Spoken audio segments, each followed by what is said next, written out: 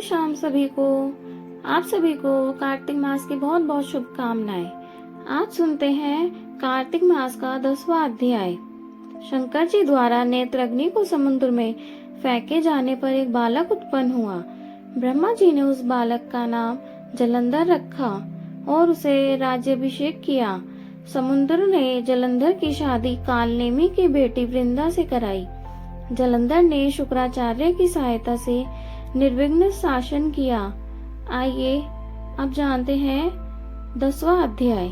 श्री नारद जी बोले, ऐसा कहकर शंकर जी ने उस नेत्राग्नि को हाथ में लेकर खारे समुद्र में फेंक दिया और वह आग गंगा सागर के संगम पर गिरी। उक्त स्थान पर गिरते ही वह अग्नि बालक रूप में परिणत हो गई तथा वह बालक रोने लगा।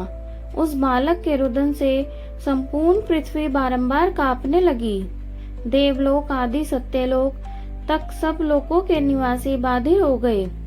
इस शब्द को सुनकर चकित होकर ब्रह्मा जी भी वहां गए कि यह क्या है। वहां जाकर ब्रह्मा ने समुद्र के तट पर एक बालक देखा। तब ब्रह्मा जी ने यह वाक्य कहा, यह अद्भुत बालक किसका है।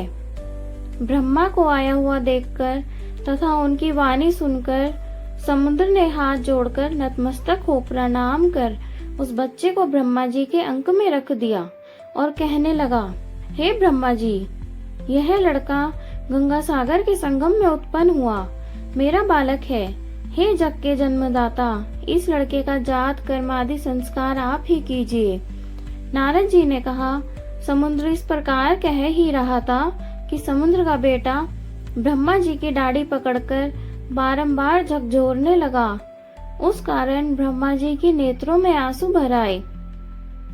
किसी प्रकार ब्रह्मा जी ने अपनी दाढ़ी छुड़वाकर समुद्र से कहा, इसने मेरे नेत्रों में आंसू बाहर निकाल लिए हैं, अतएव इसका नाम जलंधर होगा तथा जहाँ भी इसकी उत्पत्ति हुई है वहीं से इसकी मृत्यु होगी। नारद जी ने कहा, ब्रह्मा जी ने ऐसा कह शुक्राचार्य को बुलाकर जलंधर का राज्याभिषेक करा दिया और नदियों के स्वामी समुद्र को बुलाकर ब्रह्मा जी अंतर्ध्यान हो गए। इसके पश्चात उस लड़के को राज्याभिषेक देखकर समुद्र के नेत्र हर्ष से उत्फुल्ल हो गए और समुद्र ने कालनेमी से उसकी पुत्री वृंदा को जलंधर की पत्नी होने के लिए मांगा। इस निवेदन पर कालनेमी आदि असुरों ने प्रसन्न होकर जलंधर को अपनी कन्या दे दी। वह भी अत्यंत प्रेमवती और आज्ञाकारिणी भार्या पाकर शुक्र की सहायता से निर्विघ्न शासन करने लगा। 10वां अध्याय यही समाप्त होता है।